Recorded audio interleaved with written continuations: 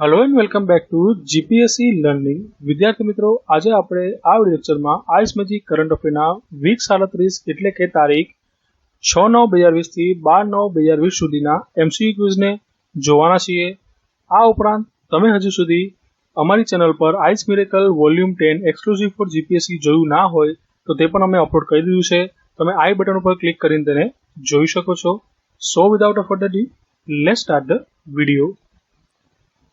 સર્વપ્રથમ છે અસામાજિક તત્વો અને ગુંડાગીરીથી સામાન્ય નાગરિકોના રક્ષણ માટે ગુજરાતમાં કયા નવા એક્ટને મંત્રીમંડળ દ્વારા મંજૂરી આપવામાં આવી છે?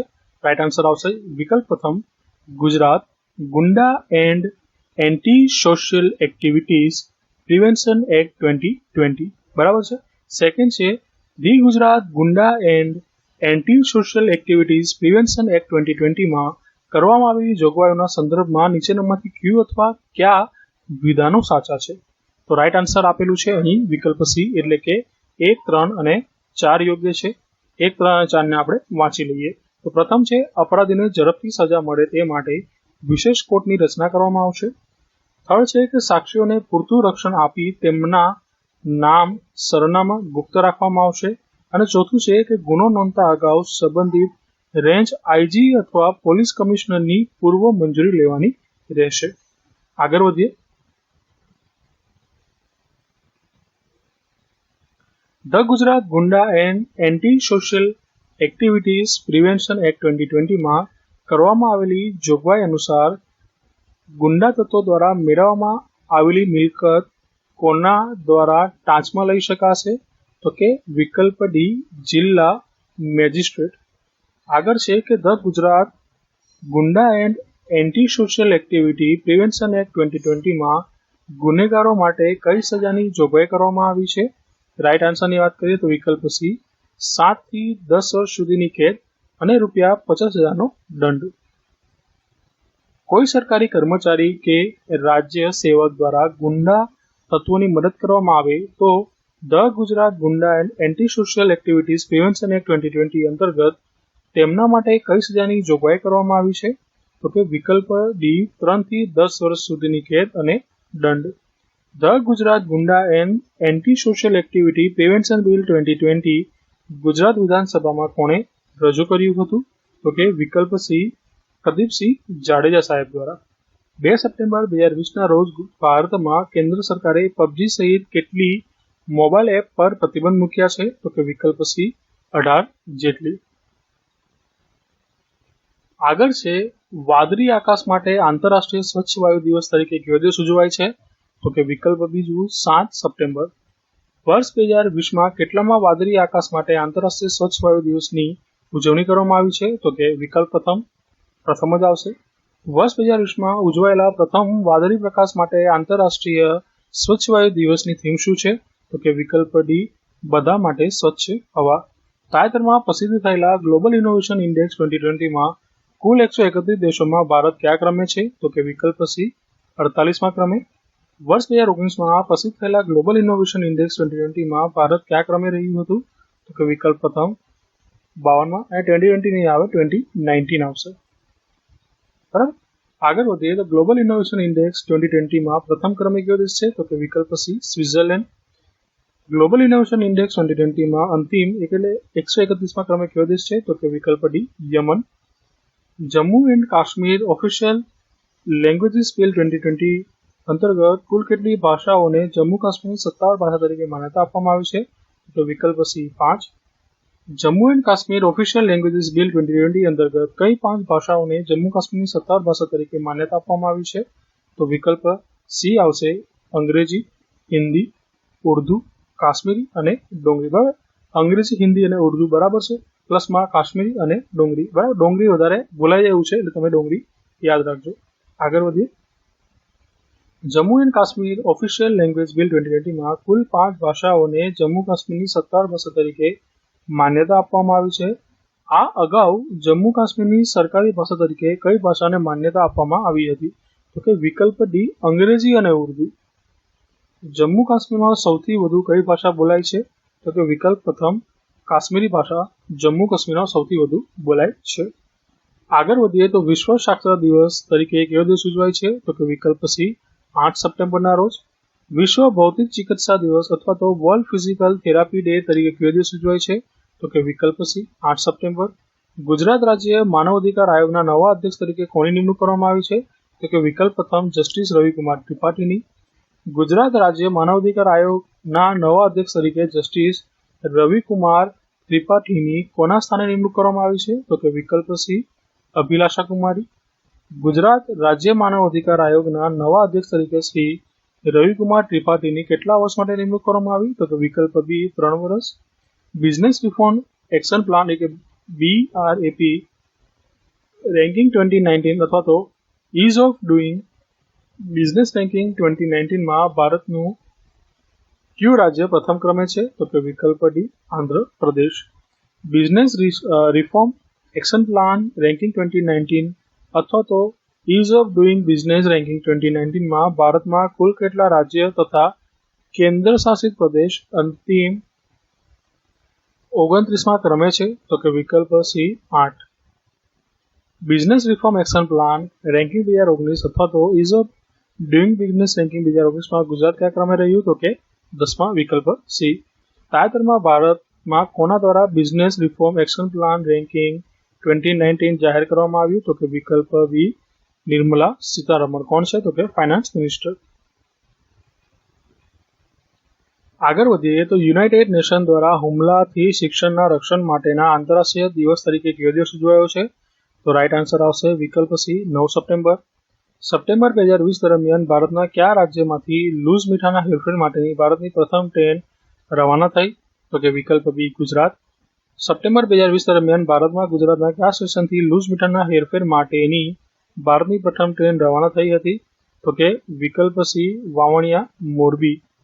આગળ છે સપ્ટેમ્બર 2020 દરમિયાન ભારતમાં ગુજરાતના મોરબીના વાવણિયા ખાતેથી કયા શહેરમાં લૂઝ મીઠાની હેરફેર કરવામાં આવી હતી? તો કે વિકલ્પ ડી વારાણસી. ગુજરાતમાં સૌ પ્રથમ વખત કયા શહેરમાં કોરોના મુદ્દેની રિસર્ચ એટોપસી કરવામાં આવી છે? તો કે વિકલ્પ ડી રાજકોટ. ગુજરાતના રાજકોટમાં કયા શહેર બાદ ભારતમાં બીજી વખત કોરોના મુદ્દેની રિસર્ચ એટોપસી કરવામાં આવી છે? તો કે વિકલ્પ સી ભોપાલ. ભારતમાં સૌ પ્રથમ વખત કયા શહેરમાં કોરોના મુદ્દેની રિસર્ચ ઓટોપ્સી કરવામાં આવી હતી? તો કે વિકલ્પ સી ભોપાલ. કયા દેશમાં વિશ્વની સૌથી મોટી કેમલ હોસ્પિટલનો પ્રારંભ થયો છે? તો કે વિકલ્પ સી સાઉદી અરેબિયા.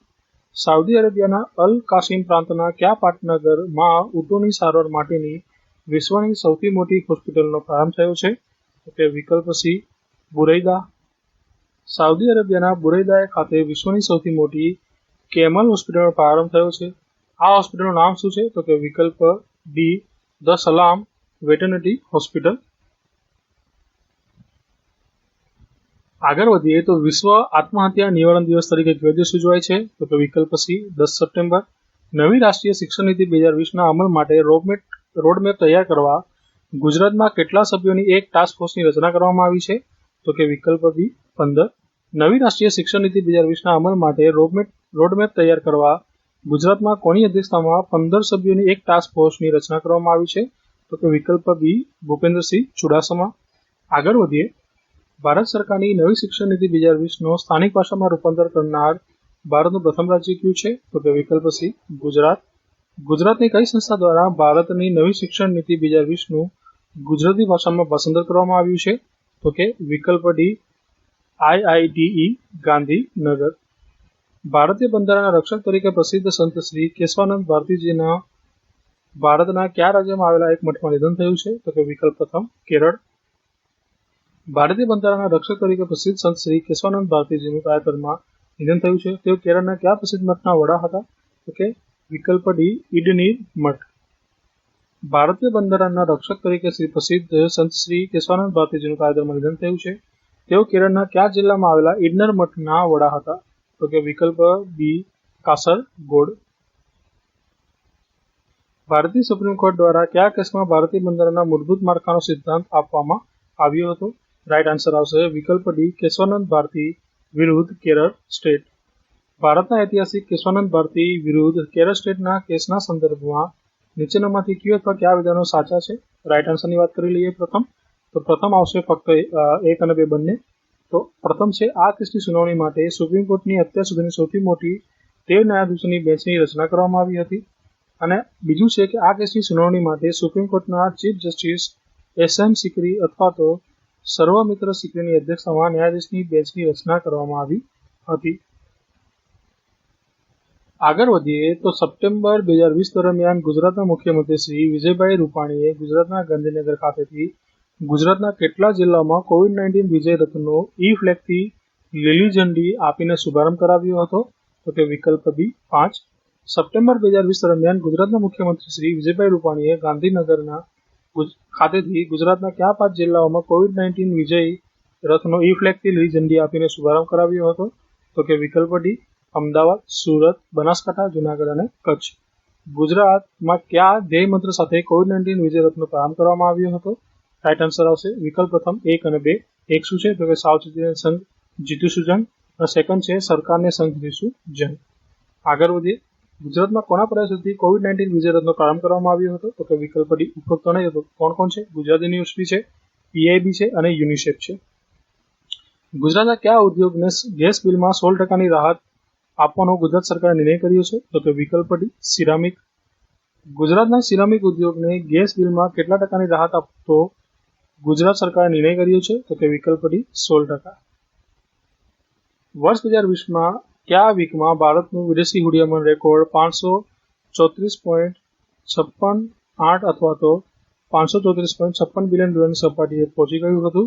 તો કે રાઈટ આન્સર આવશે વિકલ્પ બી 31 જુલાઈ 2020ના રોજ સમાપ્ત થયેલા સપ્તાહમાં.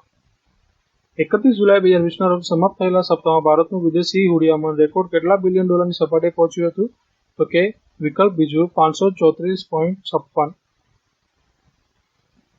આગળ વધીએ તો ભારતમાં સ્વદેશી હાઇપરસોનિક મિસાઇલના નિર્માણ માટે કઈ ટેકનોલોજીનું તાજેતરમાં સફળ પરીક્ષણ કરવામાં આવ્યું? તો કે વિકલ્પ સી HSTDV. HSTDV નું પૂરું નામ શું છે? તો કે વિકલ્પ C hypersonic technology demonstrator vehicle. ત્રીજું છે હાઇપરસોનિક સ્પીડ મેળવનાર ભારત વિશ્વનો કેટલામો દેશ બની ગયો છે? તો કે વિકલ્પ બી ચોથો. હાઇપરસોનિક સ્પીડ મેળવવા માટે ભારતે કયા વ્હીકલનું સફળ પરીક્ષણ કર્યું છે? તો કે વિકલ્પ D hypersonic technology demonstrator vehicle. September 2020 દરમિયાન ભારતે hypersonic technology demonstrator vehicle HSTDV નું ક્યાંથી સફળ પરીક્ષણ કર્યું છે? તો કે વિકલ્પ સી અબ્દુલ કલામ આઇલેન્ડ, ચાંદીપુર, ઓડિશા. ભારતમાં હાઇપરસોનિક ટેકનોલોજી ડેમોન્સ્ટ્રેટર વ્હીકલે પરીક્ષણ દરમિયાન કેટલા મેકની સ્પીડ મેળવી હતી?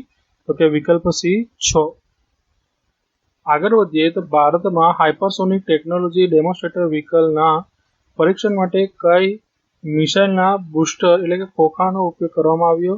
તો કે વિકલ્પ ડી અગ્નિ. હાઇપરસોનિક સ્પીડ એટલે શું છે? તો કે વિકલ્પ સી હવામાં અવાજની ગતિથી 5 થી 10 ગણી વધુ ઝડપ. નીચેનામાંથી સૌથી વધુ ઝડપ શેમાં જોવા મળે છે? તો કે વિકલ્પ બી હાઇપરસોનિક. ભારતમાં નેશનલ સ્કૂલ ઓફ ડ્રામાના નવા ચેરમેન તરીકે કોની નિમણૂક કરવામાં આવી છે? તો વિકલ્પ સી પરેશ રાવલ સાહેબની. ભારતમાં NSCના નવા ચેરમેન તરીકે શ્રી પરેશ રાવલની કોના સ્થાને નિમણૂક કરવામાં આવી છે? તો વિકલ્પ બી રતન થિયામના સ્થાને. 10 સપ્ટેમ્બર 2020ના રોજ ભારતમાં કયા રાજ્ય અથવા તો કેન્દ્ર શાસિત પ્રદેશમાં યોજાયેલા સમારોહમાં રાફેલ વિમાનનો ભારતીય વાયુસેનામાં વિધિવત સમાવેશ કરવામાં આવ્યો? તો કે વિકલ્પ ડી હરિયાણા. 10 સપ્ટેમ્બર 2020ના રોજ ભારતમાં ક્યાં યોજાયેલા સમારોહમાં રાફેલ વિમાનનો ભારતીય વાયુસેનામાં વિધિવત સમાવેશ કરવામાં આવ્યો હતો? તો કે વિકલ્પ D Ambala air force station, Haryana. 10 September 2020ના રોજ ભારતમાં કોની ઉપસ્થિતિમાં યોજાયેલા સમારોહમાં રાફેલ વિમાનનો ભારતીય વાયુસેનામાં વિધિવત સમાવેશ કરવામાં આવ્યો છે? તો કે વિકલ્પ શ્રી રાજનાથ સિંહ. 15 જુલાઈ 2020ના રોજ ભારતના કયા સ્ટેશને પ્રથમ 5 રાફેલ વિમાનનું આગમન થયું? તો કે વિકલ્પ C Ambala air force station, Haryana. 29 જુલાઈ 2020ના રોજ ભારતમાં હરિયાણા ખાતેના અંબાલા એરફોર્સ સ્ટેશનને પ્રથમ 5 રાફેલ વિમાનોનું આગમન થયું. આ વિમાનોએ ફ્રાન્સમાં કઈ જગ્યાએ આવેલા ડસોલ્ટ એવિએશનના પ્લાન્ટમાંથી ઉડાન ભરી હતી? તો કે વિકલ્પ ડી મેરીગ્નેક. ફ્રાન્સથી 8,500 કિલોમીટર અંતર કાપીને પ્રથમ 5 રાફેલ વિમાનોનું ભારતમાં આગમન થયું છે. આ 5 રાફેલ વિમાનોએ ફ્રાન્સની ઉડાન ભર્યા બાદ કઈ જગ્યાએ રોકાણ કર્યું હતું? તો કે વિકલ્પ સી અલ ધાફરા એરબેઝ, સંયુક્ત આરબ અમીરાત. તાજેતરમાં ભારતને સોંપાયેલા રાફેલ વિમાનને ઉડાવનાર પ્રથમ ભારતીય પાયલટ કોણ છે? તો કે વિકલ્પ પ્રથમ શ્રી હિલાલ અહમદ. ભારતમાં આવી પહોંચેલા પ્રથમ 5 રાફેલ વિમાનોને ભારતીય વાયુસેનાની કઈ સ્ક્વોડ્રનમાં સામેલ કરવામાં આવ્યા છે? તો કે વિકલ્પ સી 17મી સ્ક્વોડ્રનમાં. તાજેતરમાં ચર્ચામાં રહેલી ભારતીય વાયુસેનાની 17મી સ્ક્વોડ્રનના સંદર્ભમાં નીચેનામાંથી કયો તો કયા વિધાનો સાચા છે? તો કે વિકલ્પ પ્રથમ 1, 2, 3, 4 બધા યોગ્ય છે. પ્રથમ વાત કરવામાં આવે તેને ગોલ્ડન એરોસ તરીકે ઓળખવામાં આવે છે. તે હરિયાણાના અંબાલા ખાતે આવેલી છે. શ્રી ડીએલ સ્પ્રિંગેટના નેતૃત્વમાં 1951માં તેની સ્થાપના થઈ હતી અને 10 સપ્ટેમ્બર 2019ના રોજ તેનું પુનર્ગઠન કરવામાં આવ્યું હતું. ફ્રાન્સની કઈ કંપની દ્વારા તાજેતરમાં ભારતને પ્રથમ 5 રાફેલ વિમાનો સુપરત કરવામાં આવ્યા છે? તો કે વિકલ્પ પ્રથમ દસોલ્ટ એવિએશન. તાજેતરમાં ભારતને સુપરત કરવામાં આવેલા પ્રથમ રાફેલ વિમાનને શું નામ આપવામાં આવ્યું છે? તો કે વિકલ્પ સી RB001. ભારતના પ્રથમ રાફેલ વિમાનને કોના નામ પરથી RB001 નામ આપવામાં આવ્યું છે? તો કે વિકલ્પ શ્રી રાકેશ કુમાર સિંહ ભદૌરિયા. રાફેલ વિમાનના સંદર્ભમાં નીચેનામાંથી કયા વિધાનો સાચા છે? રાઈટ આન્સરની વાત કરીએ તો વિકલ્પ પ્રથમ 1, 2, 3, 4 અને 5 બધા યોગ્ય છે. પ્રથમ વાત કરવામાં આવે તો રાફેલનો અર્થ આંધી થાય છે. રાફેલ 2 એન્જિન ધરાવતું વિમાન છે. તે મલ્ટી રોલ ફાઇટર વિમાન છે. તે હવામાંથી હવામાં તથા હવામાં જમીન પર પ્રહાર કરવાની ક્ષમતા ધરાવતી મીટિયોર અને સ્કાયર મિસાઇલથી સજ્જ છે અને તે 4.5 જનરેશનનું વિમાન છે. ભારતે ફ્રાન્સ પાસેથી કુલ કેટલા રાફેલ વિમાનો ખરીદવા માટે ડીલ કરી છે? તો કે વિકલ્પ સી 36. ફ્રાન્સ પાસેથી 36 રાફેલ વિમાન ખરીદવા માટે ભારત અને ફ્રાન્સ વચ્ચે ફાઇનલ ડીલ ક્યારે થઈ હતી? તો કે વિકલ્પ સી 23 સપ્ટેમ્બર 2016. ભારતે ફ્રાન્સ પાસેથી કેટલા બિલિયન યુરોમાં 36 રાફેલ વિમાન ખરીદવા માટે કરાર કર્યા છે? તો કે વિકલ્પ સી 7.8.